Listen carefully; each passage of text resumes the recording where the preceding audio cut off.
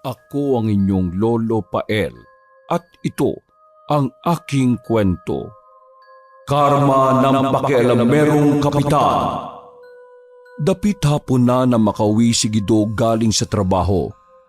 Bumungad sa kanyang paningin ng asawang si Shirley na inaapi ni Mang Kanor, ang tumatayong kapitan ng barangay nila.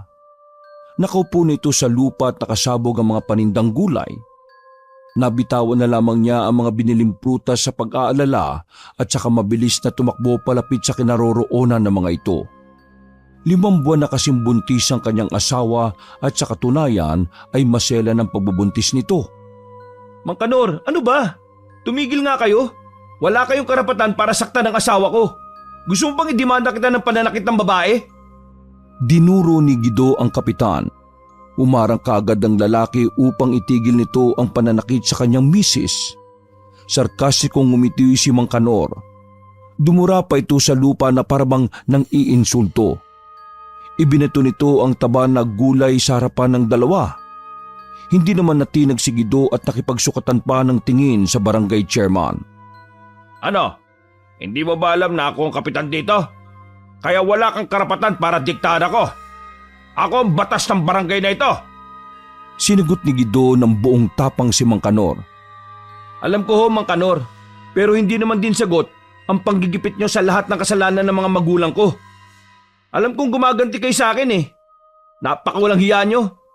Huwag mo namang idamay si Shirley dito. Wala siyang kinalaman. Ang mga magulang ni Guido ay nabaon sa utang sa kapitang si Kanor. Sa katunayan, matalik na kaibigan nito ng mga magulang niya noong hindi pa ito nakakaupo sa pwesto. Ngunit nabago ang lahat nang magbunga ang pamumulitika nito hanggang sa tuluyan ng sumiklab ang galit nito sa kanila. Nang matulungan ni Guido ang asawang makatayo ay inunat niya ang mga paa sa lupa. Gusto na niyang gamitan ng kapitan ng bakal nitong mga kamay sa pang-aabuso sa kanyang commander. Pinalagutok muna ni Guido ang kanyang mga daliri at saka mabilis na inipon ng lakas para suntukin si Mang Kanor.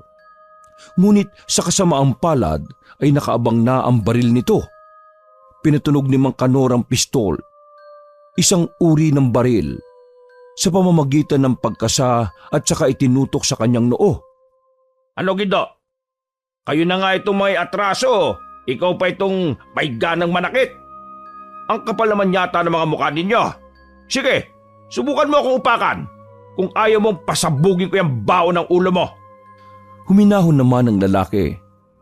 Nagbuga siya ng hangin. Pinakalma ang sarili bago mahinahon na nagsalita. Mang Kanor, nire-respeto ko po kayo bilang isang kapitan sa barangay natin. Pero sana naman ay ganun din ang Nasa po ni Guido ang kanyang pisngi nang ihampas nito ang hawak na baril sa kanya. Mariin siyang napapikit nang maramdamang umikot ang kanyang paningin. Dama ni Guido ang pag-agos ng dugo mula sa kanyang muka. Habang sumisirko ang kanyang paningin, narinig niya pa ang galit na boses ni Mang Kanor na parabang nanghahamon. Sige, magsalita ka pa. Kakalat yung utak mo dito sa kalsada. Walang iya talaga kayo. Hayop kayo, Mang Kanor. Kahit kailan, masama talaga ugali mo. Tandaan mo ang araw na ito. Ako mismo ang magpapabagsak sa'yo. Aray!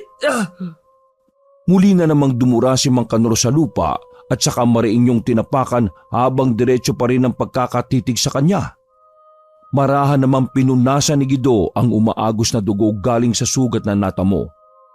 Sumigaw na lamang siya sa galit at saka itinuon ang buong atensyon sa kalagayan ng asawa. Guido, huwag mo akong tinatakot ha. Alam ko ang mga sikreto mo. Baka ikaw ang mas lalo ko pang pabagsakin. Tandaan mo, may atraso pa kayo ng pamilya mo sa akin. At habang buhay ko kayong sisingilin sa lahat ng mga pagkakautang ninyo. Alam ko, Mang Kanor. Ano na nga yun? Yung tungkol ba sa utang namin sa yung 200,000 na nanggaling pa pala sa kaba ng bayan? Sumabog ang inis ni Mang Kanor sa kanya. Tangka na sanang hahampasin ng kapitan ng pistol sa ulo nito si Guido pero di nito itinuloy. Bagkus sinagot nito ang lalaking patuloy ang pag-agos ng pulang likido sa ulo. Mahimik ka! Wala kang alam, Guido. Huwag mo akong hintayin na makabalik muli sa pwesto. Dahil ako mismo ang magpapatahimik sa iyo ng tuluyan. Para pare-parehas na kayong tatlo na tumahimik. Tumawa ng pagak si Gibo. Ayaw paawat sa pagsagot sa kapitang nananakit. Sige lang, hihintayin ko yan, Mang Kanor. Pero wag lang aabot sa puntong kakantiin mo, mag-ina ko. Kung hindi, makakapalitan tayo ng tingga. Tumaas ang mga kilay ni Mang Kanor sa sinabi niya. Sinundan ito ng malakas nitong halakhak at saka pumalakpak na tila nang aasar sa kanya. Ano ka mo? Mag-ina mo? Manang-mana ka talaga sa tatay mo yan, no? Mga walang utak.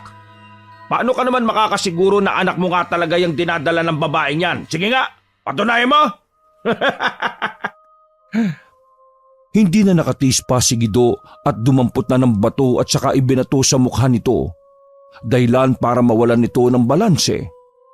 Kaagad namang nabulwak ang dugo ni Mang Kanor sa mukha at napahiyaw sa sakit. Samantala, kumaripas naman na ng takbo ang dalawa palayo sa kinaroroonan nito. Sa tagpong yun, alam nilang madedihado sila dahil may dala itong armas. Pumasok sila sa loob ng kanilang bahay at saka ikinandado ang pintuan. Humihingal silang napasandal sa nakapinid na pinto habang tutok parehong kanilang dibdib.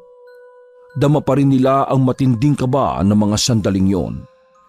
Mahal, huwag mo na akong alalahanin ha. Hindi naman malalim ang sugat na natamo ko sa hayop na yun eh. Isa pa, sabi na rin ng doktor na sensitibo ang pagbubuntis mo. Kaya't ako na lang ang bahala sa lahat. Nag-aalala lang ako sa kapakanan ng pamilya natin, mahal. Baka kung anong gawin nila sa atin. Diyos ko po, tulungan mo po kami, Panginoon. Napaantanda si Shirley dala ng matinding takot sa pinangangambahan nilang may gagawin sa kanilang hindi maganda si Mang Kanor. Dinukot pa ng babae ang pulang rosaryo sa bulsa ng palda. Saka nag-usal ng saulado nitong dasal. Mahal naman, ako ang padre di pamilya, kaya't responsibilidad ko na panatilihin kayong ligtas. Pasensya ka na, mahal ha. Hindi ako po pwedeng umalis dito hanggat hindi ako nakakaganti sa kapitan na yan.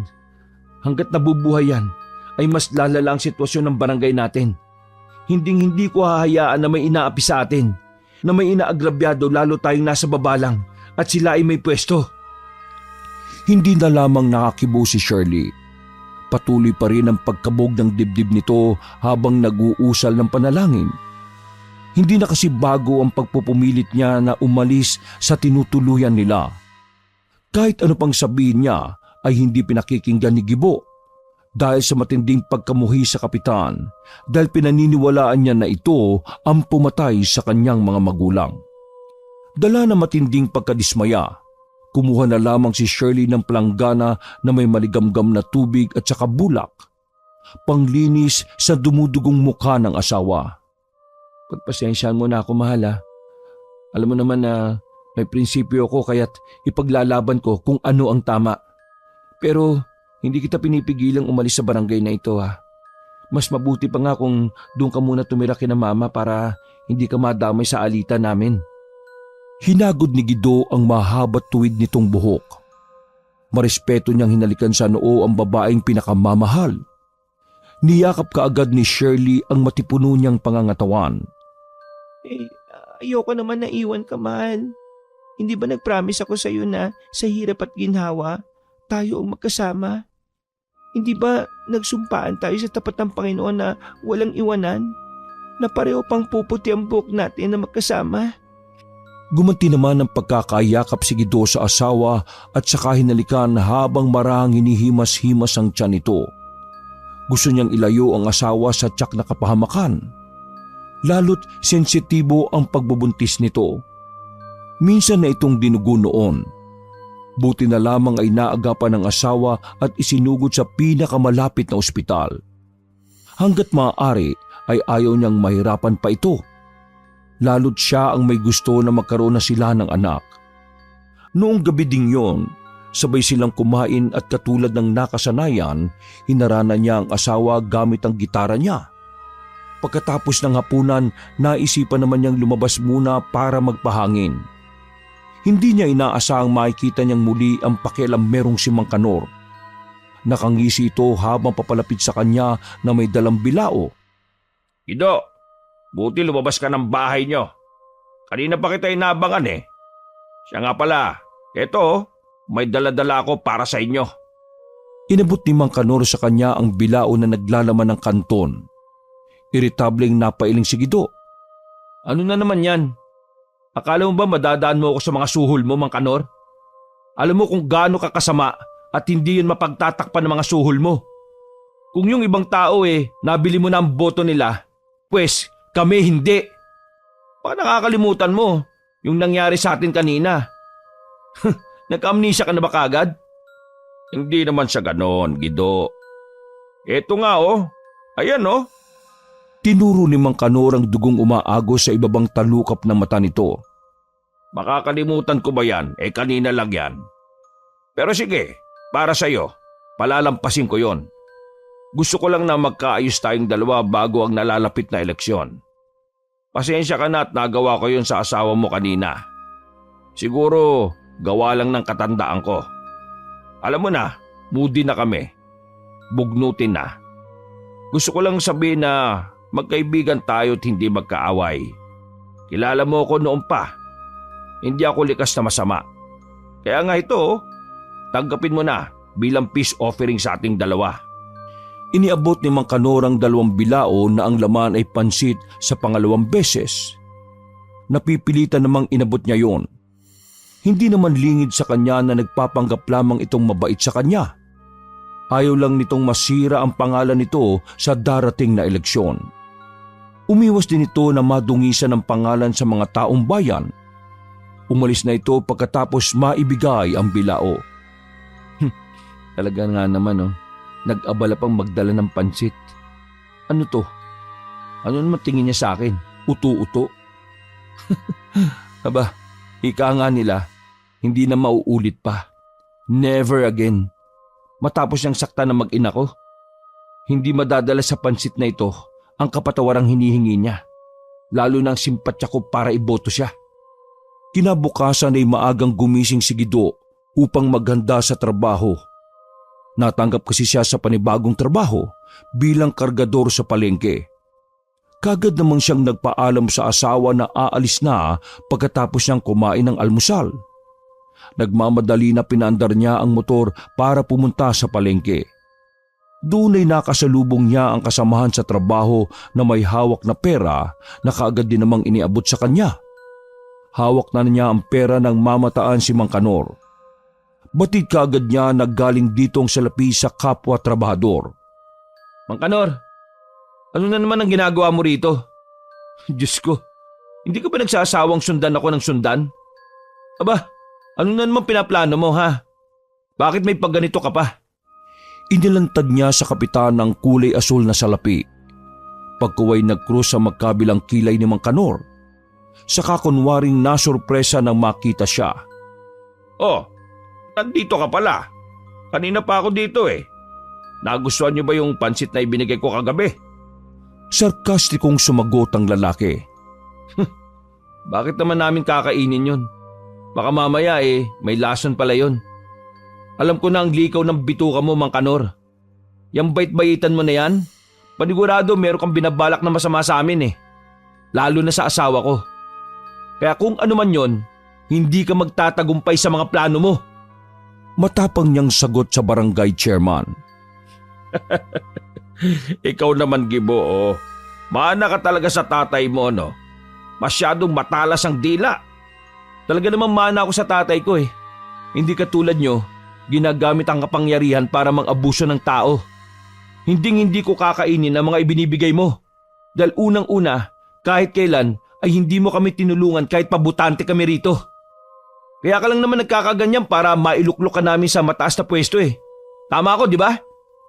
Napipi naman si Mang Kanor sa mga binitiwang salita niya rito. Napansin din niya ang paglunok nito sa sariling laway at pamumula ng mukha. Umuusok pa ang ilong nito sa galit. Napakamot na lang ito sa ulo sa ilang beses niyang pagsupalpal at pamamahiya rito. Hindi rin lingid kay Mang Kanor na may bahid na ng katotohanan ang mga paratang niya. Simula nang maupo siya sa pwesto ay hindi na naambunan ng tulong ang mga ito galing sa lokal na gobyerno dahil hinaharang niya. Alam mo, wala akong ibang hinangad kung hindi ang matulungan kayo. Oo, alam kong nagkulang ako sa inyo noon. Kaya nga't gusto kong bumawi sa inyo ngayon. Isa pa, magmahalan na tayo. Oh. Peace na tayo. May peace offering nga akong binigay sa iyo kagabi, di ba? At tinanggap mo naman. Hindi naman nangiming hindi niya sagutin ng garapal na kapitan. Taasan niyang ibinulalas ang kanyang mga salubin dito. Haba, pang mental ka na yata, boy. Ganun ka na ba katanda? Nakalimutan mo na bang binanatan mo ako kahapon? Isa pa, hindi mo ba nakikita mga sugat ko sa muka? Kagagawan mo ito oh. Inilibot ni Mang Kanor ang paningin sa paligid. Napansin niya na nakakakuha na sila ng atensyon ng mga taong parot parito sa palengke. Nihagis pa ni Guido sa harapan nito ang perang tulong di umano sa kanila. Ilang sandali pa ay nilisan na ni Mang Kanor ang lugar para hindi na lalong mapahiya sa maraming tao. Walang Diyo, tulong daw. Gagawin pa akong tanga eh. Vote buying yun no. Kailangan makasuhan ng taong yan eh. Nagpahabol pa ng mga salita si Guido para kay Mang Kanor. Alam kong nagbibigay ka lang ng tulong para mabaon sa utang na loob yung mga tao. Ha? Kagaya ng ginawa mo sa mga magulang ng asawa ko. Akala mo, kabisado ko na ang teknik mo, boy. Ibahin mo na ang style mo. Luma na yan, oh. Malalim na napabuntong hininga si Guido. Kinalma muna niya ang sarili bago hinarap ang trabaho sa araw na iyon. Sa kabila ng tuwang nararamdaman niya dahil may bago na siyang trabaho, hindi pa rin maalis sa kanya ang pagtataka. Ilang beses na kasi siyang nag-a-apply ng trabaho sa palengke pero tila merong humahadlang sa kanya. Kaya ganun na lang ang gulat niya nang mismong may-ari ng pwesto ng gulayan ang tumawag sa kanya para magsimula na ng trabaho sa araw na iyon. Natuwa na rin siya. Kahit mabigat ang trabaho na iyon, mas di hamak na mas malaki ang sahod sa ganoong uring trabaho kung saan siya nakapasok kaagad. 6:00 na nang payagan siya na umuwi ng kanilang amo. Naabutan niya ang asawa na nasa labas ng kanilang bahay. Tila malalim ang iniisip nito dahil hindi na napansin ang kanyang pagdating.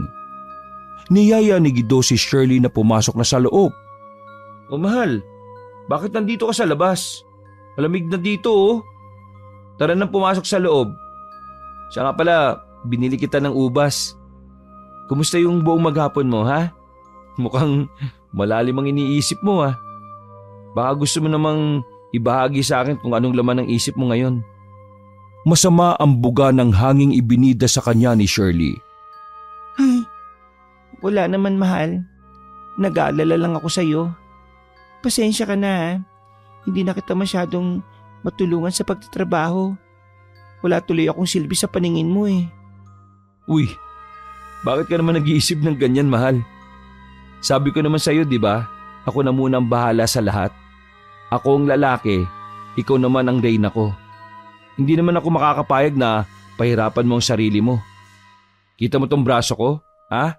Oh, lahat yan, kayang buhatin yan para maitaguyod ko kayo ng magiging anak natin. Hindi ba baby? Hinaplos at hinalikan niya pa ang maumbok na tiyan ni Shirley. Mahigpit naman niyang niyakap ang asawa pagkatapos. Bago niyaya ng kumain ng hapunan. Nagulat pa si Guido nang makitang maraming pagkain sa lamesa. Bigla rin nagiba ang timpla ng mukha niya nang malaman kung kanino galing ang mga yon. Naikwento rin ng asawa kung gaano kabait ang humarap dito si Mang Kanor. Humingi rin daw ng paumanhin sa inasal nito sa kanila nung nagdaang araw. Para hindi na mag-alala ang asawa, sinakyan na lang niya ang sinasabi nito. Mabuti naman at natauhan na rin siya, no? Ayoko lang na idamay ka pa niya ng dahil sa galit niya sa akin at sa pamilya ko. Pero sana, huwag kang basta tanggap lang ng tanggap kung ano-ano galing sa kanya, ha? Mahirap magkaroon ng utang na loob sa katulad niya. Lahat sinisingil niya na mayroong panunumbat at may kapalit. Mahal, sana ito na ang huling pagkakataon na tatanggap ko sa kanya ng kahit na ano, ha? Huwag pa rin tayong pakampante sa pinapakita niya kabaitan. Dahil kahit kailan, ang mabait na demonyo mapagpanggap sa mata ng iba upang madali makaimpluwensya. Ang demonyo ay demonyo pa rin, no? Gagawin nito ang lahat upang manalo bandang huli. Tumango naman si Shirley sa kanya. Kahit labag sa kalooban, pinagsaluhan pa rin nila ang pagkaing naroon. Kinabukasan, maaga na naman pumasok si Guido sa trabaho. Malapit na siya sa palengke na makatanggap ng text galing sa kanyang amo. Nagmadali na siya at ilang minuto lang ay nasa pwesto na siya. Ngunit natigilan siya nang makita ang mga taong tila may pinagkakaguluhan. Lalong nalukot ang kanyang mukha nang makitang naroon din si Mang Kanor. Nakangiting lumapit ito sa kanya. Siya naman ay pinanatiling blanko ang tingin. Hindi siya nagpalata na nakita niya ang kapitan na tumatakbo sa papalapit na botohan. O, kumusta? Balita ko nagustuhan mo raw yung mga pagkain hinatid ko sa inyo kagabi Sumagot lamang ang lalaki nang pansinin na siya nito. Ay, oo naman, Mang Kanor. Ang sarap nga ng pagkain lalo na yung kare-kare. Salamat siya nga pala. Gusto ko lang humingi ng pasensya sa mga sinabi ko. Tama kayo. Mali nga ako. Nako, wala yun. Kung sa akin din na mangyari yun syempre, paghahanap din ako ng sisisihin. Basta ang mahalaga, goods na tayong dalawa. Kapag may kailangan ka, tawagin mo lang ako Lahat ng hihingin mo, ibibigay ko sa'yo. Tipid na ngumiti lang si Guido. Siya nga pala. Bakit nagkakagulo tong mga tao rito? Baka malaman ng amo ko yung nangyayari rito, tsak pagagalitan ako nun. Pagsasabihan na sana ni Guido ang mga taong nagkukumpulan sa harap ng pwesto sa pinagtatrabaho ang palengke nang pigilan siya ni Mang Kanor. Nang makita ang mga pinagkakaguluhan ng mga tao, nagtatanong na napatingin na lang siya rito. Hayaan mo na lang sila, Guido. Sagot ko na mga yan. Isa pa, simple lang naman na regalo at tulong yan para sa mga kababayan natin. Hindi naman din ako malulugi. Ano? Hindi kayo malulugi? Bakit? Sa inyo ba itong pwesto? Kung magbibigay kayo ng regalo, sana wag dito sa harapan. Naaarangan nyo yung daan Napiperwisyo ko Aba, oo. Hindi mo yata nalalaman na binili ko yung pwestong ito. Huwag ka na magulat dahil nagtatrabaho kayo sa akin. Napamulagat ng mga mata si Guido sa gulat. Ano? Pagak na tumawa si Mang Kanor, tila ba natuwa sa naging reaksyon niya. Kung malaman ko ngang nag-a-apply ka, tinanggap na kita kaagad. Marami lang kasi akong inaasikaso kaya ipinahawak ko na muna ang negosyong to sa isa sa mga tauhan ko. Parang nagulat ka yata. Napalitan ng pagkagulat niya ng magiliw na pagkakangiti sa balitang yun ng kapitan. Tuwang-tuwa siya na si Mang Kanor pala ang pinakaamo nila. Maraming salamat naman kung ganun. Siya nga mauna muna ako, tutulungan ko muna yung mga kasama ko sa bodega. Nagmamadali nang tumalikod si Guido. Dumiretso siya ng bodega. Pagdating doon, tumulong na siya sa mga kasamahan sa paglalabas ng mga gulay. Tanghali na nang lumabas ng bodega si Guido para kumain ng tanghalian. Naliligo pa siya sa sariling pawis bago nagpunas ng dalang maliit na tuwalya. Maya-maya, dumating na ang kanyang asawa, dala ang pagkain niya. Kagyat na naglaho ang nararamdaman pagod sa ngiti nito sa kanya. Naganap sila ng mapupwestuhan at sa kanya nabanggit ang tungkol kay Mang Kanor. Mukhang bati na kayo ni Kapa. Mabuti naman kung ganon. Hindi na ako mag-aalala sa'yo. Tumango na lamang si Guido at saka ngumiti. Hindi niya maaaring sabihin ang mga pinaplano sa asawa dahil alam niya makakasama ito rito. Pagkatapos ng pananghalian, hindi na rin nagtagal si Shirley. Agad na rin itong umuwi. Matapos ang maghapong trabaho, agad na lumapit si Mang Kanor kay Guido nang makita itong wala nang ginagawa. Uwi ka na. Teka muna, Guido. Meron nga palang selebrasyon sa bahay ko. Gusto ko nandun ka Kung gusto mo naman, isama mo na rin si Shirley. Sige Mang Kanor. Walang problema basta ikaw. Nanginginig pa. Kaya lang po, hindi pwede ang asawa ko at maselan magbuntis mabuti naman at pumayag ka. Ayos lang kung hindi pwede si Shirley. Mabuti pang sumabay ka na sa akin. Kasama rin sa plano niya ang maging malapit dito kaya agad siyang pumayag sa gusto nito. Tiniyak muna niyang nakapark ng maayos ang kanyang motor bago sumakay sa kotse na pag-aari ni Mang Kanor. Pagdating sa bahay nito, naroon na ang ilang bisita na mag-aaral ang kasuotan. Dama agad ni Guido ang panunuring titig ng mga bisita sa kanya mula ulo hanggang paa. Sinabi naman ni Mang Kanor na bisita siya nito. Ilang sandali pa ay nag-i-enjoy na si Guido sa party. Do, shot mo na ulit. Huwag kang mag-alala. Kami ang bahala sa misis mo kaya't ligtas ka sa amin. Sagot kita, pare. Lasing na ho ako. Nasaan ho ba yung banyo ninyo? Mag-iilamos lang ako para mahimasmasan. Hindi na nagpasama si Guido papunta sa banyo. Nagmumugat na gilamos siya ng kanyang mukha. Mukha lang siyang lasing pero hindi naman talaga. Kahit ilang bote pa ang inumin niya, hindi siya ganun kadaling malasing. Nagpalipas muna siya ng ilang sandali bago lumabas ng banyo. Hindi siya bumalik sa dinaanan. Naganap siya ng ibang daanan hanggang makabalik siya ng hindi namamalaya ng mga kasama. Sa likod ng poste ng bahay ay doon siya pumwesto para marinig ang mga pinag-uusapan ni Mang Kanor at ng mga bisita nito. Putya, ganyan pala mga plano nyo ha. Mga hayop kayong lahat. Kahit kailan talaga mga buhaya kayo eh. Sinasabi ko na nga ba eh. Nakikinig ka sa diskusyon ng mga kaalyado ko.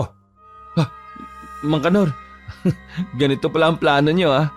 Ilang taong kayong pinagkatiwalaan ng mga tao sa barangay natin. Pagkatapos, ito lang igaganti ninyo. Pwede bang itiko mo yung bibig mo? Ha? Pangako, kapag nanalo ulit ako sa pagkakakapitan, ako ang bahala sa inyo ng asawa mo. Basta, huwag ka lang mag-iingay. Naintindihan mo? Hindi Mang Kanor. Kahit kailan, hindi ako makikipagsabwatan sa mga hayop na katulad ninyo. Mga buhaya kayo. Wala kayong ibang alam kundi ubusin ang kaba ng bayan eh. Habang kaming maliliit, patuloy na naghihirap. Nanlaki ang mga mata ni Guido nang bumunot ito ng baril sa tagiliran. Tsaka ikinasa sa harapan niya. Ano? Papatayin mo ako, Mang Kanor? Sige, gawin mo. Baka nakakalimutan mong maraming nakakita sa akin na sumakay ako sa sasakyan mo. Sa tingin mo, sinong paghihinalaan nila kapag may masamang nangyari sa akin? Hindi, Guido. Hindi ko magagawag dungisan ng pangalan ko sa mangmang na katulad mo. Para lang malaman mo, hindi madali ang pagiging isang politiko. Ang dami kong inilabas na pera para lang manalo tapos minsan olats pa. Aba, siyempre, binabawi ko lang ang mga inilabas ko. Kung ganun, tama nga. Na ginagawa mong negosyo ang pagiging kapitan para magkapera ka. Putya, makasarili ka talaga. Kung hindi mo balak na paputukin yung hawak mo, uuwi na ako. Hindi naman siya hinarang ni Mang Kanor. Nang makalagpas dito, nagmamadali ng tumakbo palabas ng gate si Guido. Nagpupuyos ang kalooban niya sa nalaman. Hanggang makauwi ng bahay, mabigat pa rin ang kanyang dibdib. Hindi na lang niya ipinaalam sa asawang nangyari sa okasyon na pinuntahan. Kinabukasan, araw ng botohan, iniisa-isa niya ang mga kapitbahay at ilang mga kakilala. Lakas loob na isinuwalat ni Guido ang kanyang nalalaman. Hindi na niya alintana ang panganib sa kanyang ginagawa. Batid niyang maaari siyang makulong pero wala na siyang pakialam. Mahigit 4 na taon na rin kasing naninilbihan bilang kapitan si Mang Kanor. Nakatitiyak si Guido na malaki na ang nakulimbat nito habang nakaupo sa pwesto. Nagpasya na rin silang mag-asawa na wag nang bumoto ng araw na yon. Tuluyan na kasing nawalan siya ng tiwala sa mga politiko.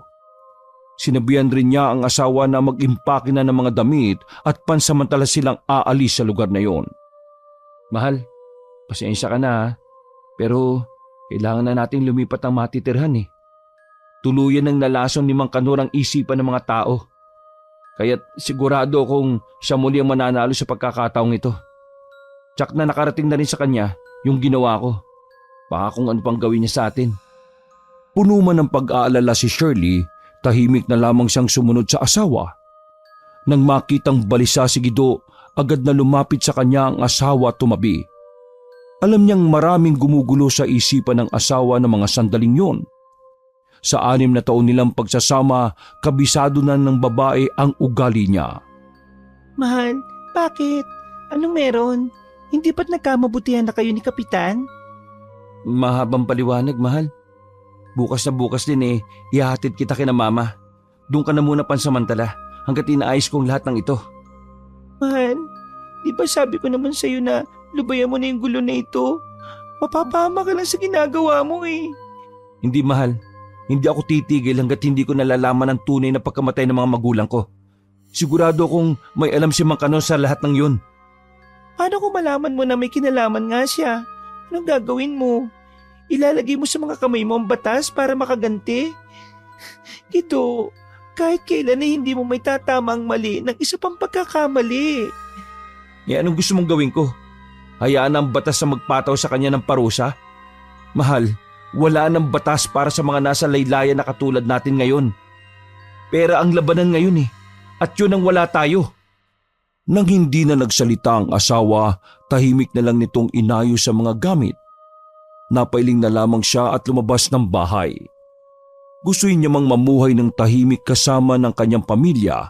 Hindi naman siya matahimik hanggat hindi niya nalalaman ang nasa likod ng pagkamatay ng mga magulang. Nagpalakad-lakad siya habang hinahagod ang buhok ng matigilan. Naapakan niya kasi ang isang papel. Nang pulutin niya yon, isa palang sulat yon para sa kanya. 7:00 ng gabi, magkita tayo. Siguraduhin mong wala kang kasama para hindi madamay ang mga mahal mo sa buhay. Napatiim ang anyo ni Gido habang nilalamukos ang papel. Alam na niya kung sino nagpadala ng sulat. Minabuti na lamang niyang itago yon sa asawa at nagpanggap na walang nangyari. Hindi na siya nagsayang ng oras pa at inihatid na ito sa bahay ng mga magulang nito. Bakas naman ang pag-aalala sa mukha nito nang makababa sa motor. Mahal, mag-iingat ka palagi Gabayan ka sana ni Lord sa mga gagawin mo. Ipangako mo na mag-iingat ka, alang-alang sa magiging anak natin. Pangako, mahal ko. Mag-iingat ako at babalikan ko kayo. Mahal na mahal kita. Maigpit na niyakap ni Gido ang asawa bago umalis. Habang sakay ng motor, pilit niyang nilalabanan ang kabang umaahon sa dibdib. Binilisan na niya ang takbo para marating na kaagad ang lugar na nakalagay sa sulat. Alam niyang si Mang Kanor ang may pakana nun. Pagdating sa lugar, maingat niyang tinahak ang makipot na daan. Isang abandonadong pabrika ang lugar. Pilit niyang nilalabanan ng takot na unti-unti nang bumabalot sa kanya. Habang patuloy sa paglalakad, panaybugan niya ng hangin.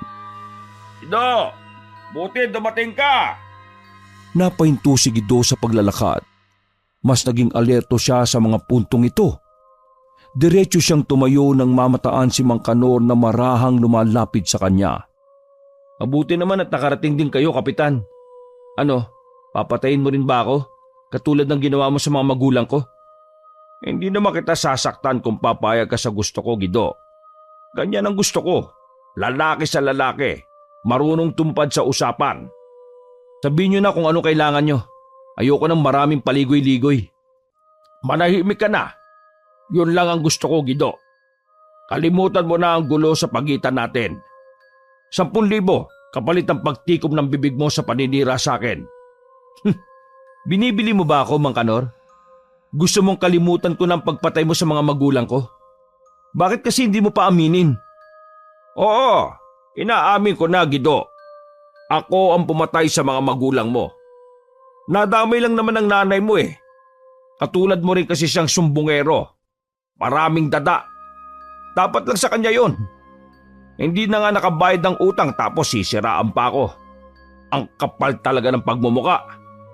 Ano? Putya, demonyo ka, Mang Kanor. Ang dapat sa'yo mamatay eh. Talagang ang ikaw ang pumatay sa kanila. Mabilis na binunot ni Gido ang patalim sa kanyang tagiliran at saka sinukod si Mang Kanor. Pero bago siya makalapit rito, merong mabigat na bagay ang humampas sa kanyang ulo. Unti-unting nawalan ng malay si Gido. Pero hindi niya malilimutan ang matandang nakasilip mula sa hindi kalayuan hanggang tuluyan ng magdilim ang lahat.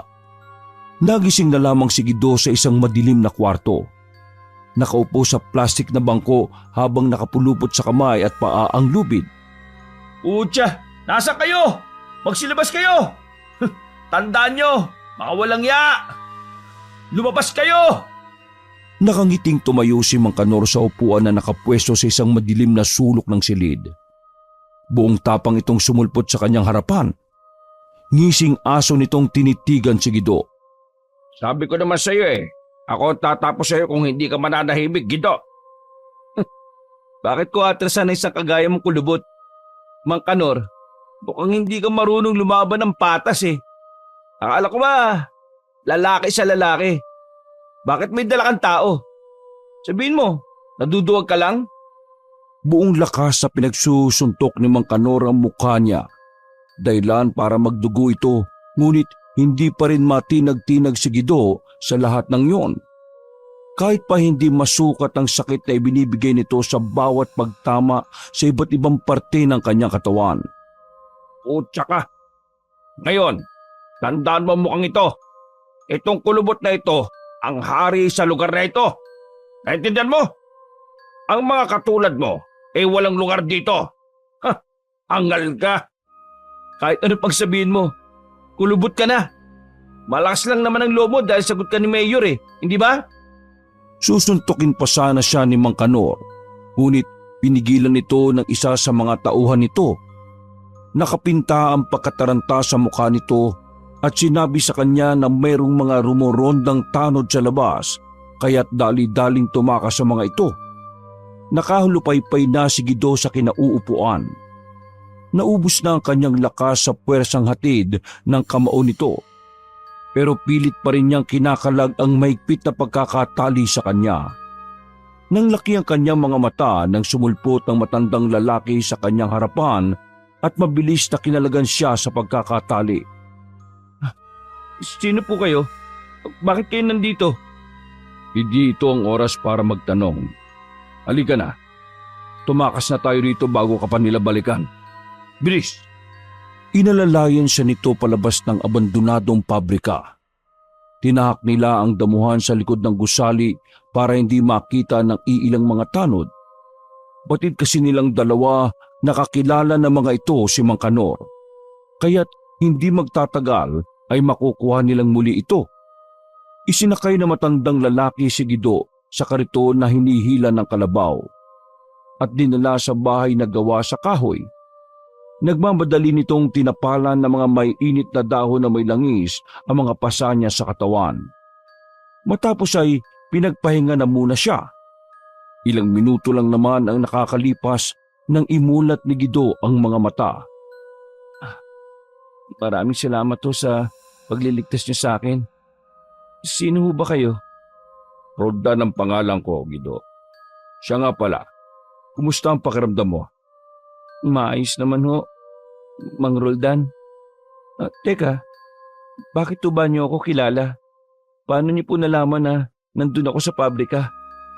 Lahat naman ay nakakilala sa iyo, Guido. Sa mga pag-iiskandalo mo pa lang kay Kapitan, kilalang kilala ka na.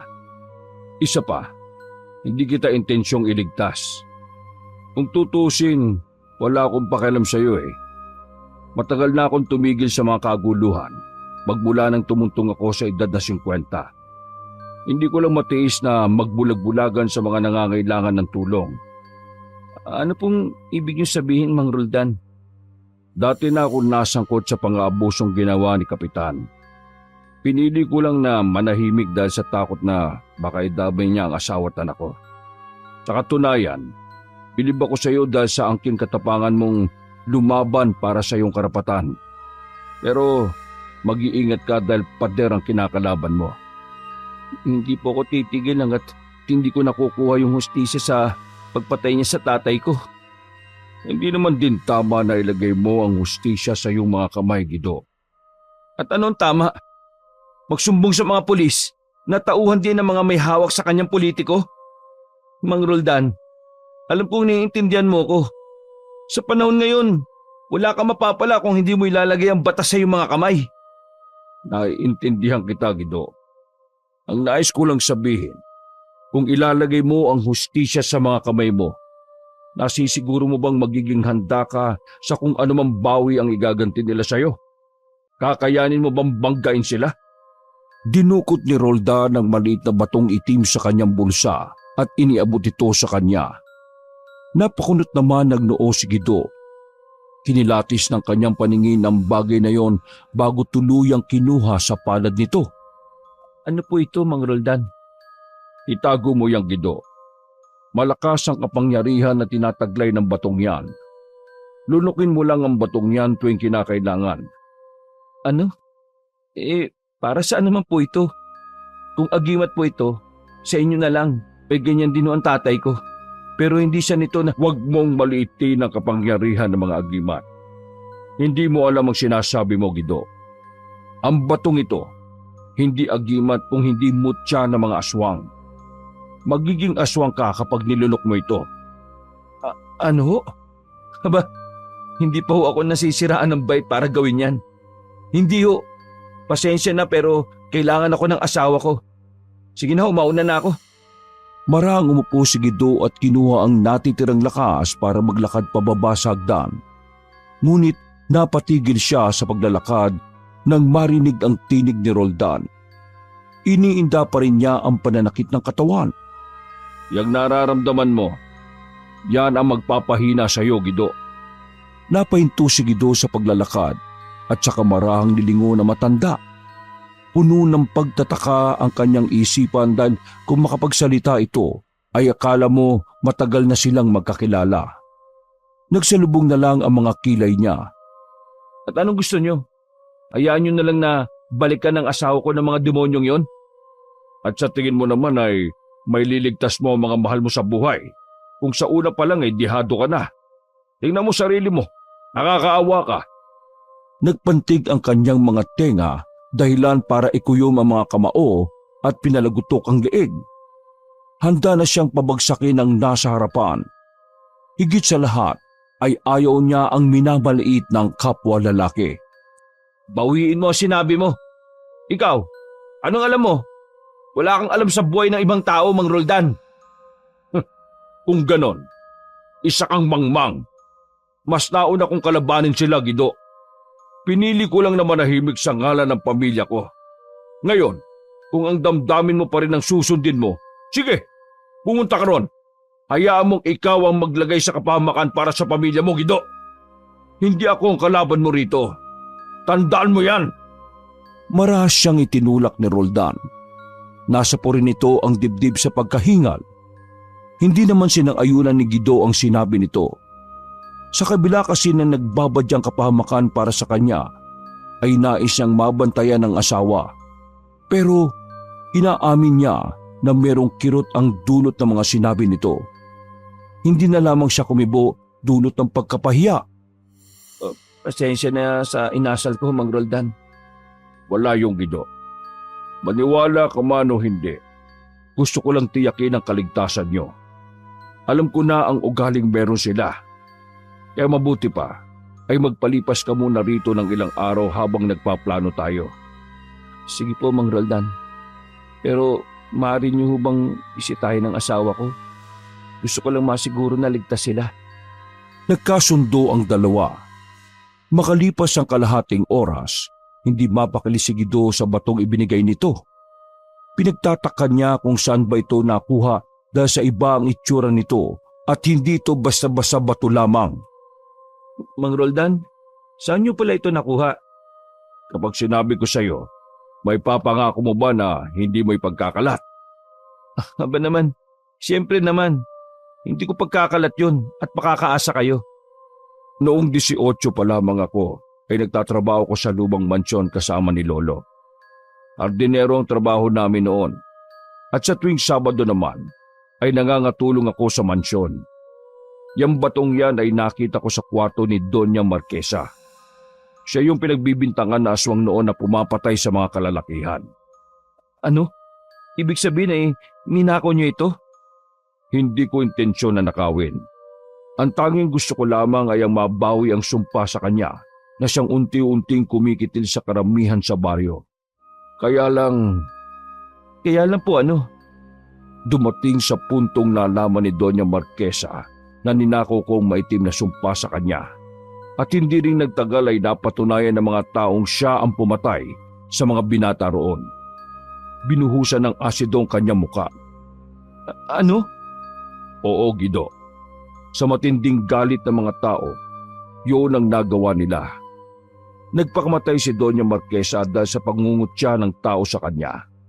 Kaya ako na ang nagsasabi sa iyo, huwag mong hayaang galit ang magibabaw sa lahat ng desisyon mo sa buhay. Hindi na muling nakapagsalita pa si Gido dahil sa napagtanto niyang tama ang mga payo ni Roldan. Ngunit natitiyak niya na mahihirapan siya sa pagsunod sa mga ito. Dahil maikli lamang ang pasensya niya at sagad na ito kay Mang Kanor. Ngayon pang nalaman niya na may kinalaman ito sa pagkamatay ng kanyang mga magulang, ay sisiguraduhin niyang may kalalagyan ito. Lumipas ang gabi, ngunit hindi man lang dinapuan ng antok si Gido. Dahil sa pag-aalala sa asawa, kaya't nang sumikat ang araw ay ibinili niya ito kay Roldan upang kumustahin, ngunit halos gumuho ang buong mundo niya nang malaman ang isang mabigat na balita. Gido! Oh, bakit to? Anong nangyari?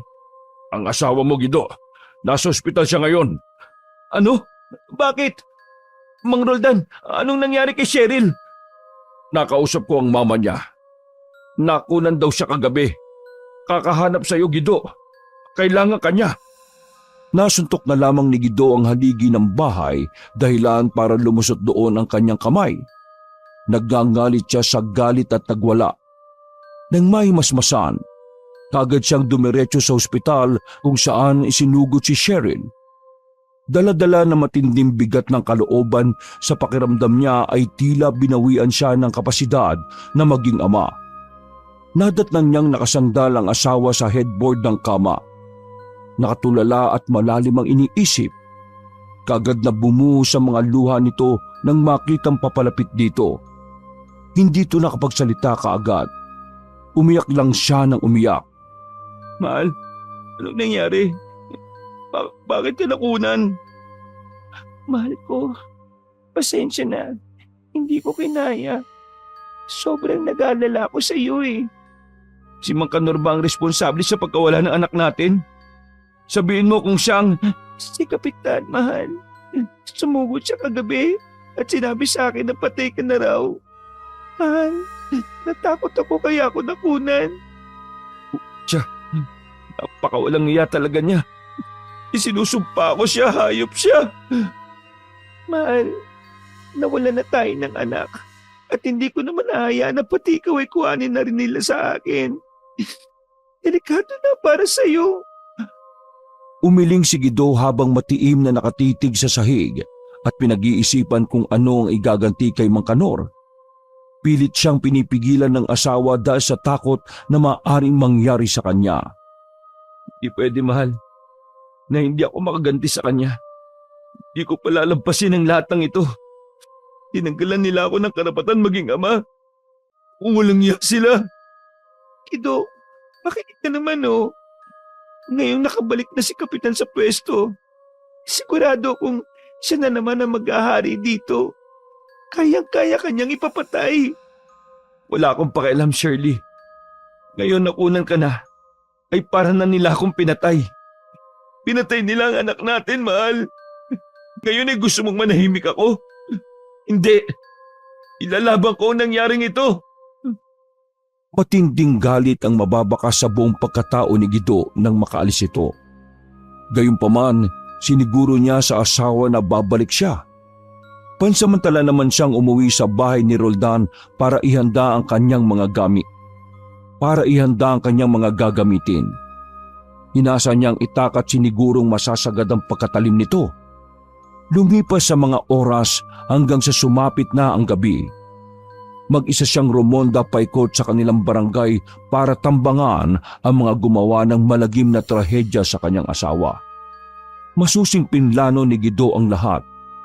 Nagpadala siya ng mensahe sa opisina nito para muli silang magkita ng mga ito sa lumang pabrika kung saan siya binugbog. Mas umapoy ang galit niya sa tuwing makikita at maaalala ang pang-aabusong ginawa ni Mang Kanor sa kanya sa lugar. Ilang saglit pa ay nakarinig na siya ng tunog ng mabibigat na yabag mula sa hindi kalayuan. Hindi man lang siya nakaramdam ng pagkatakot dahil sa pagiging kampante sa mga patibong na inihanda niya para sa mga ito. Sinundan niya ng mahinang sipol ni Guido ang paghagis niya sa lata malayo sa kinaroroonan niya.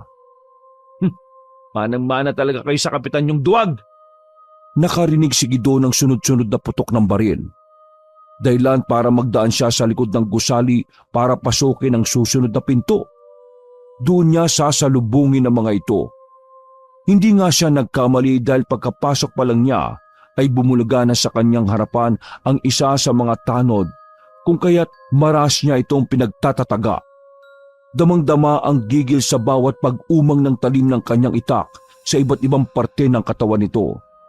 Sa kabilang banda naman ay narinig niya ang palahaw ng kasamahan nito. Sarkastikong ngisi ang iniwan niya bago tuluyang umalis sa lugar. Nakasalubong niya ang matandang si Roldan nang magdaan siya sa likod ng pabrika. Kitang-kita ang pagkagulat sa mukha nito. Gido, utya, bakit puro dugo ang damit mo? Anong ginagawa niyo rito? Hindi ba dapat sa'yo ko yan itanong? Ha? Alam kong may ginawa ka, Gido. Huwag mong sabihin pumatay ka. Ano naman kung sabihin kong pumatay ako? Gumanti lang ako, Mang Roldan. Kung tutusin, ulam pa nga eh. Ano? Diyos ko, mahabagin. Bakit ka gumawa ng ganito? Sabi ko naman sa'yo mas malalagay sa peligro ang buhay mo. Wala no akong pakialam. Mang Roldan, hindi ko hayaang may iba pang magdusa dahil sa kagagawan nila. Itinulak ni Guido ang matanda palayo sa daraanan niya. Nang makauwi ay agad siyang naligo para matanggal ang mga natuyong dugo na tumalsik sa kanyang katawan. Ramdam niya ang saya sa ginawa at pakiramdam niya unti-unti nang natutupad ang pangarap niya makaganti. Pero alam niya sa sariling kulang pa ang 2 buhay na kanyang binawi. Makalipas ang ilang araw, napagdesisyonan na ni Guido na lumantad sa kanyang mga kabarangay matapos makarating ang balita na ipinagbibili ang lupain ng mga magsasaka. Matapos ihatid ang pagkain sa asawang si Shirley, ay dumiretso siya sa bukid. Doon ay nadatnan niya ang mga tauhan ni Mang Kanor na binabakuran ng paligid ng lupain. Aba talaga naman, mukhang hari ka na talaga dito ah. Hari ng mga kurap. Ang kapal naman ng mukha mo para magpakita sa harapan ko, Gido. Matapos mong patayin ang mga tauhan ko. Sarkastikong ngumisi si Guido at saka buong tapang na lumapit kay Mang Kanor. Hinagod ng tingin ang buong pagkatao nito at saka dumura. Paano ka naman nakasiguro na akong pumatay sa mga tanod mo? Una sa lahat, ikaw ang may atraso sa akin. Ikaw ang rason kung bakit nakunan ng asawa ko. Gido, alam mo naman na kaibigan mo ko. Siyempre, iniligtas lang kita sa asawa mo. Alam naman ng lahat na napulot mo lang ang asawa mo sa bar, hindi ba? Nag-init ang punong tenga ni Guido sa narinig kaya't nasuntok niya sa Mang Kanor. Dahilan para bumagsak ito sa lakas ng kamao niya. Kaagad siyang inawat ng mga tauhan nito pero ginamit niya ang natitirang lakas para tadyakan pa ito sa tiyan. O ano ba? Tumigil ka na nga! Ako? Titigil? Naririnig mo ba yung sinabi mo? Mahal, siya ang pumatay sa anak natin. Guido, pero hindi naman solusyon ang pagiging desperado mo para makaganti. Marami pang paraan, mahal. Ayoko na mapahama ka pa. Pwede bang wag mo akong pakialaman? Alam ko kung anong ginagawa ko, mahal. Diyan ka na nga. Ikaw na nga ito ay ginaganti. Wala siyang paalam na tumalikod sa asawa tsaka dumiretso sa bahay ni Roldan. Naabutan niya itong nagsisibak ng kahoy pero hindi man lang niya ito pinansin at dumiretso na sa loob ng bahay. Hindi na maintindihan ni Guido ang sarili. Alam niyang binabalot na ng galit ang kanyang puso't isipan. Nung merong Gido, mukhang bad trip ka. Putya, pati ba naman si Shirley? Nalalaso na ang utak? Parang pinagtatanggol pa niya yung Mang Kanor na yun eh. Ano ka mo, Gido? Tingin ko pa lang sa asawa mo mukhang hindi siya makakagawa ng masama.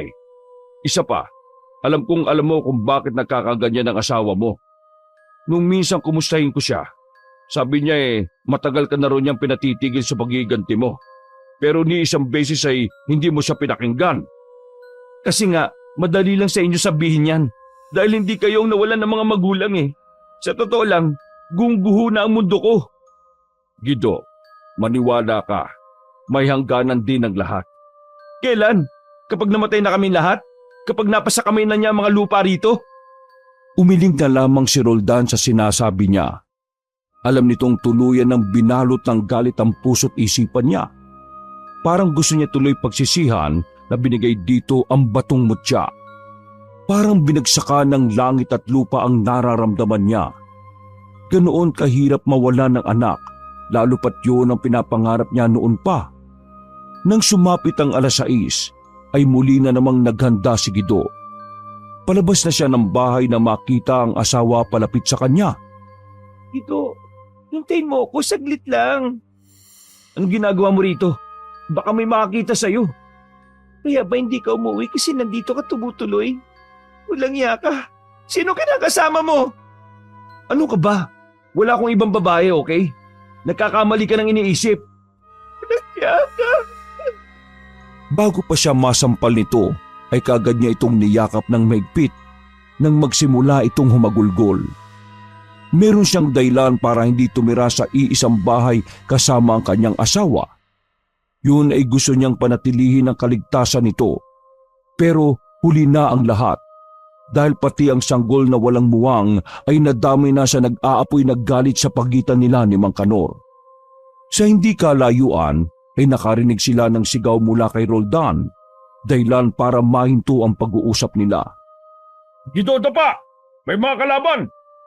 Mabilis na naiyuko ni Gido ang ulo at inalalayan ng asawa. Kagad siyang napakunot ng noo nang marinig ang sunod-sunod na putok ng baril. Mabilis niyang kinuha ang itak sa ilalim ng lamesa at malakas na isinara ang pintuan. Kumari pa sila ng takbo papunta sa likod ng pintuan. Mahal, tumakas ka na. Tumakas na kayo ni Mang Roldan. Ano? Pwede mahal. Paano ka? Halika na, Gido. Nakita ko sila. Isang grupo makakalaban mo ngayong gabi. Paniguradong napapalibutan lang nila tayo. Hindi, kayo na lang ang tumakas. Ako ang gusto nila. At kung sasama pa ako sa inyo, baka madamay kayo. Mahal, hindi pwede. Kailangan kasama ka namin. Mahal, sige na. Makinig ka na. Ipinapangako ko babalik ako. Promise, babalik tayo sa dating relasyon natin. Niyakap na lang niya ang asawa at saka tumakbo palayo sa mga ito. Kahit ayaw niyang malayo kay Shirley, ay wala siyang pagpipilian dahil sa takot na baka pati ito ay madamay. Hindi naman din ganon kalayo ang pabrika kung saan sila unang nagkita ni Roldan. Kaya't doon siya dumiretso para lamang mailayo sa dalawang kasama ang grupo ni Mang Kanor. Nang makarating siya doon, ay kaagad na naghanap si Gido na mapagtataguan. Huli ka, Balbon! Anong akala mo? Palalagpasin ko ang lahat ng ginawa mo? Halos masira ang pangalan ko, Gido! Sa dami ng nasirang buhay dahil sa'yo, kulang pa yan. Sa lahat, Kapitan, ikaw ang walang pakialam sa nasasakupan mo. Sa bagay, magtataka pa ba ako kung puro ka pera? Sige lang, Gido. Magsalita ka pa. Sabihin mo na kung ano ang gusto mong sabihin dahil pinapangako ko na hindi ka nasisikatan ng araw dito. Talaga lang ganyan na ganyan kakapal ang pagmumukha mo, Mang Kanor. Hindi ka na nahiya? Politiko ka? At dapat ikaw ang unang tumutulong pero ano ginagawa mo? Perwisyo ka sa buhay namin. Talaga. Huwag ka mag-alala. Isa sa atin ang may iwang buhay ngayong gabi. Swerte ka na lang kung mapupuruhan mo ako. Kung ganun, sige. Mas maganda pa nga kung tapusin na natin to. Biglang napayako si Gido sa putok ng baril nito. Mabuti na lang at tumama lang ito sa tabla na pinagtataguan niya. Maras niyang binunot ang itak sa tagiliran at mabilis na nakatakbo palayo sa kinaroroonan nito. Walang mababakas sa pagkatakot sa kanya dahil sa pinangunahan siya ng galit dito. Umuugong ang bawat pagputok ng baril nito sa loob ng abandonadong pabrika. Sa kabilang banda, alam ni Guido na wala siyang laban dito. Walang may bubuga ang dala nitong itak sa baril nito. Anda, uugod-ugod ka na talaga. Umaasa ka lang sa baril mo? Putya, sa pagkakataong ito, nakaligtas ka, Guido. Pero sisiguraduhin ko mapupuruan kita sa natitirang mga bala ng baril ko. Guido! Nanlaki ang mga mata ni Guido nang marinig ang pagtawag ng asawa. Kagad niya itong sinilip mula sa pinagtataguan. Shirley, anong ginagawa mo dito? Di ba sabi ko sa iyo umalis na kayo? Kapitan, anong ginagawa niyo? Bakit po may baril kayong hawak? Malakas na sigaw ang umalingaw-ngaw sa lugar nang higitin ni Mang Kanor ang braso ni Shirley. Hindi nagdalawang isip si Mang Kanor na itutok ang baril dito. Bumilis ang tibok ng puso ni Guido nang makita ang nangyari at napasuntok na lang sa pader sa galit. Guido, kita mo ba ito? Ano, hanggang sana abot ang katapakan mo ngayon? Wag na wag mo sasaktan ng asawa ko, Mang Kanor. Hindi naman kung susuko ka. Putya, bakit kailangan mo mandamay na ibang tao? Talagang wala kang kasing sama. Guido, tumatagal na ang usapan natin eh. Ano, susuko ka ba kapalit ng asawa mo o hindi? Guido, huwag ka susuko. Papatayin ka niya. Putya, Shirley. Eh kung ikaw ang patayin ko, tumigil ka na, Mang Kanor. Sige na, susuko na ako. Maraan siyang humakbang palabas sa pinagtataguan at saka itinaas ang kamay para sumuko kay Mang Kanor. Napakagatlabi siya dahil sa pinipigilang galit na nararamdaman. Nakarinig siya ng pagputok ng baril. Dahilan para mapahinto at nang maibaba ang paningin ay nakita niya ang pagbulwak ng dugo mula sa kanyang tiyan at unti-unting bumagsak mula sa pagkakatayo. Unti-unting namuo ang mga luha sa kanyang mga mata nang makita ang asawa na humahagulgol. Kahit alam niyang nadaplisan lamang siya ay ramdam niya ang sakit na hatid nito. Ano Guido? Tumayo ka. Ngayon mo ako harapin. Mang Kanor, tag na loob. Lubayan mo ang asawa ko. Kapitan, huwag niyong patayin ang asawa ko. Nagmamakaawa ako. Ano? Niloloko mo ba ako, Shirley? Alam mo naman ang naging epekto ng paninira niya sa akin, di ba? Dapat ganito ang ginagawa sa mga taong katulad niya. Naglakad ito palapit sa kanya at marahas na pinagtatadyakan ng sugat niya. Tumatagaktak ang pawis ni Guido sa sakit at hapdi na dulot nito. Pakiramdam niya ay unti-unti nitong inuubos ang kanyang natitirang lakas. Ngunit hindi pa ito nakontento at kumuha pa ng 2x2 at saka ay pinaghahampas sa iba't ibang parte ng kanyang katawan. Hindi nagtagal ay napuno na ng dugo ang katawan ni Guido. Tanging iyak na lang ang nagagawa ni Shirley habang pinapanood kung paano bugbugin ang asawa at dumating sa puntong hindi na ito makatiis pa kaya't mabilis na tumakbo palapit sa kinaroroonan ni Mang Kanor at saka ito pinagsusuntok. Shirley, tumigil ka. Kasalanan ng asawa mong lahat ng ito eh. Isa pa, dapat lang siyang manahimik dahil sinira niyang pangalan ko. Ano? Hindi ho ba kayong sumira sa pamilya ni Guido? Napatungo na lamang si Mang Kanor sa sinambit nito. Wala sa pag-aakala nito na sasabihin ni Shirley ang mga masasama niyang gawi. Dahilan para mag-init ang punong tenga nito at marahas na itinutok ang baril kay Shirley. At talaga naman nakikialam ka na rin, Shirley, ngayon? Sige! Sunod-sunod na putok ng baril ang tumama sa parte ng katawan ni Guido. Mabilis na umago sa mga dugo sa sahig mula sa kanyang katawan.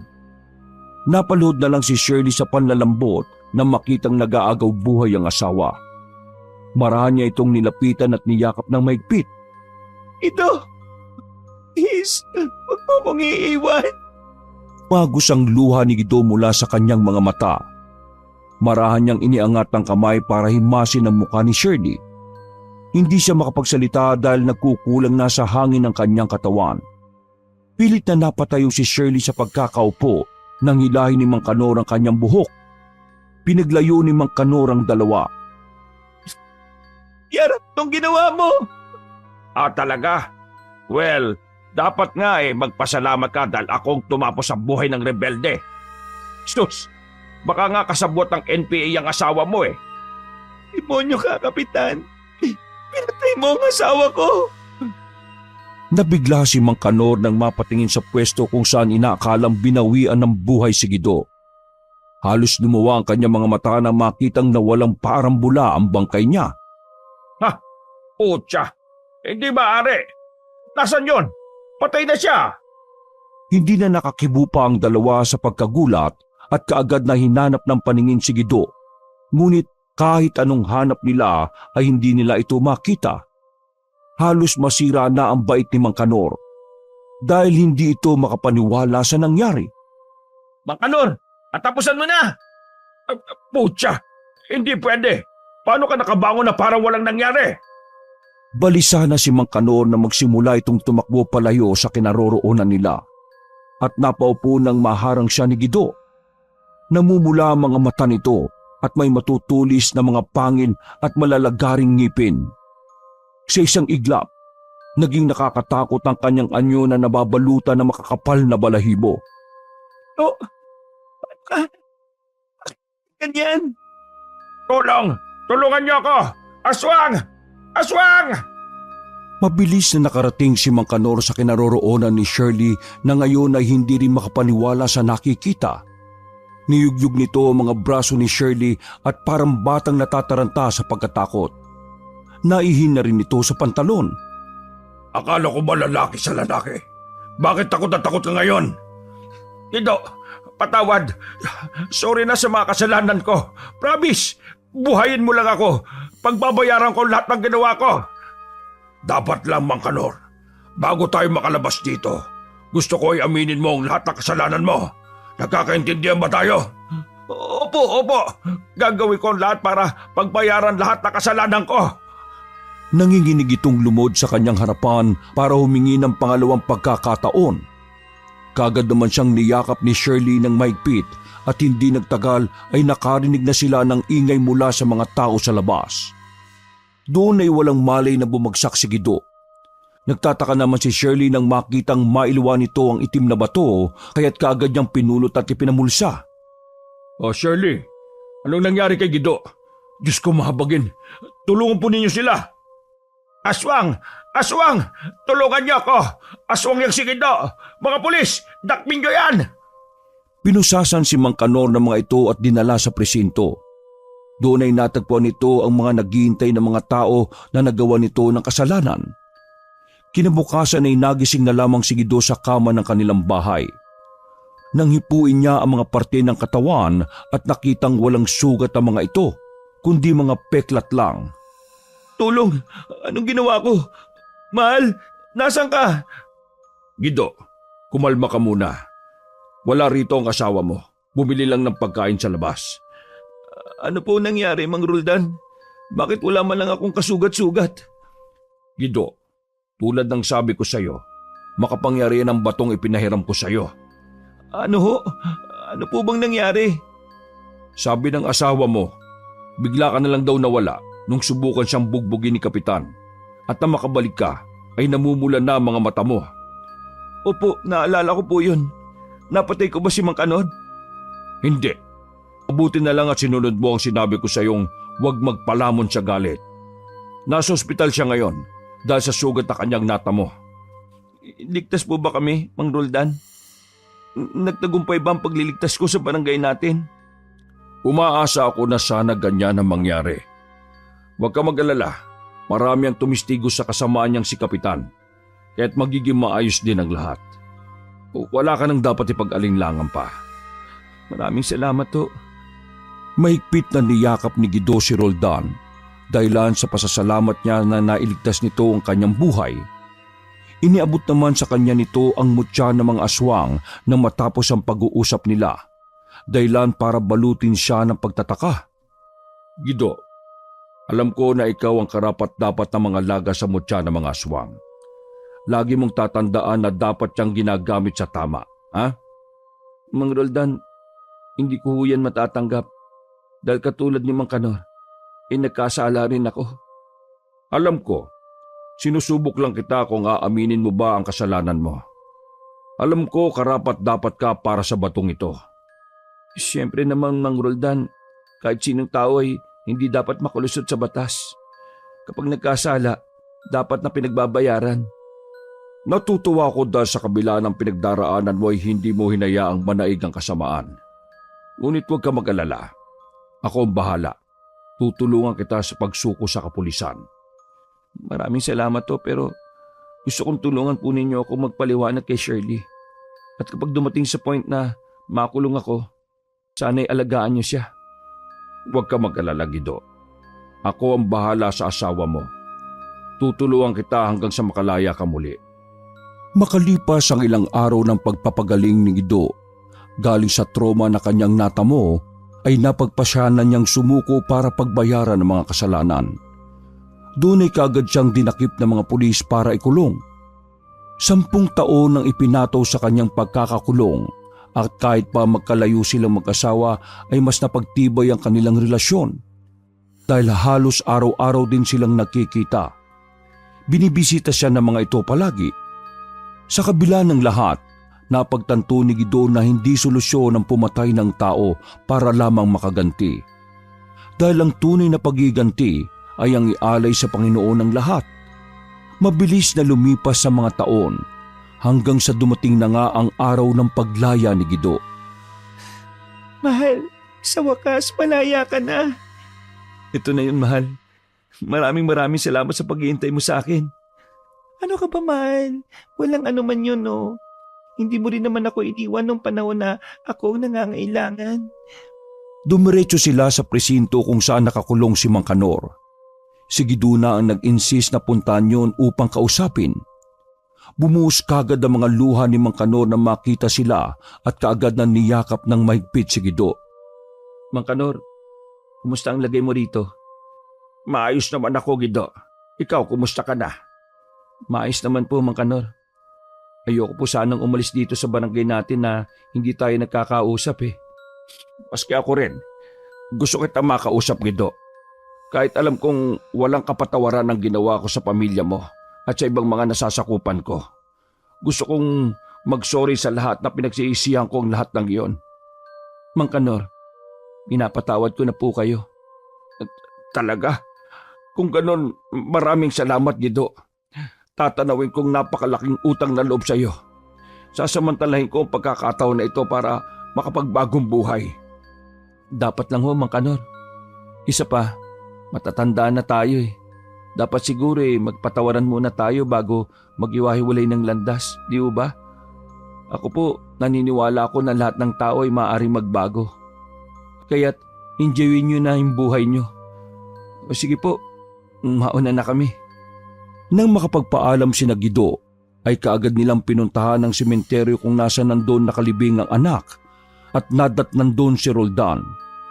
Malaki na rin ang itinanda nito at may bitbit na tungkod.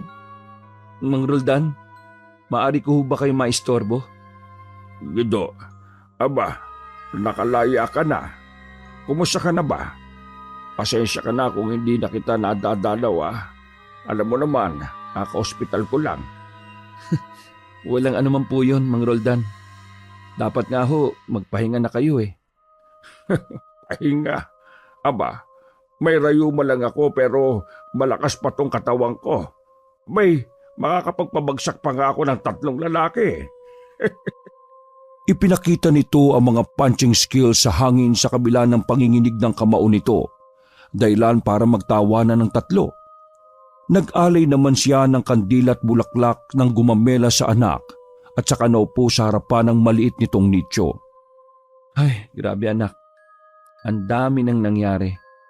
Kung nagkataong nabuhay ka nasa 10 taong ka na rin pala, no? Sigurado akong kasing ganda mo ang mama mo, anak. Salamat Kasama ka sa bumuo ng mga pangarap naming dalawa. Sa inyo ko naranasan ang tunay na saya na akala ko kahit kailan hindi ko mararanasan. Pulero ka pa rin din, mahal. Pero alam ko na may halong katotohanan yan. Saan man naroroon ang anak natin, masaya siyang nakatingin sa atin. Anong bulero? Totoo naman, no? Ikaw talaga, sa harapan ng anak natin, gaganyanin mo ako. Anak ko, ang nanay mo. Nanlaki ang mga mata ni Shirley nang maglabas si Guido ng singsing na yari sa bulaklak. Mahal, pasensya na. Hindi ako nakapaganda eh. Pero, will you marry me?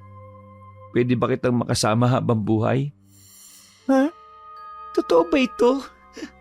Oo naman, mahal. Handa din ako makasama ka habang buhay. Isinuot ni Guido ang singsing sa daliri ng asawa at mahigpit itong niyakap. Hindi niya mapigilan ang mapaiyak dahil sa sayang idinulot nito sa kanya. Hindi siya nakapagsalita. Yung kasi ang isa sa pinapangarap ni Guido, ang mag-propose sa harapan ng anak. Lumipas sa mga araw ay naganda na ang dalawa sa pagluwas sa Maynila. Doon kasi natanggap ng trabaho si Guido kaya't ang gusto niya ay kasama ang asawa sa pagluwas. Abay, mag-iingat kayo roon ha. Huwag niyong kakalimutan ang mga ibiniling ko. Siyempre naman ho, Mang Roldan. Siya nga po pala. Salamat po sa lahat ha. Habang buhay ko pong tatanawing utang na loob yung pagtulong niyo sa akin. Ay nako, wala yon.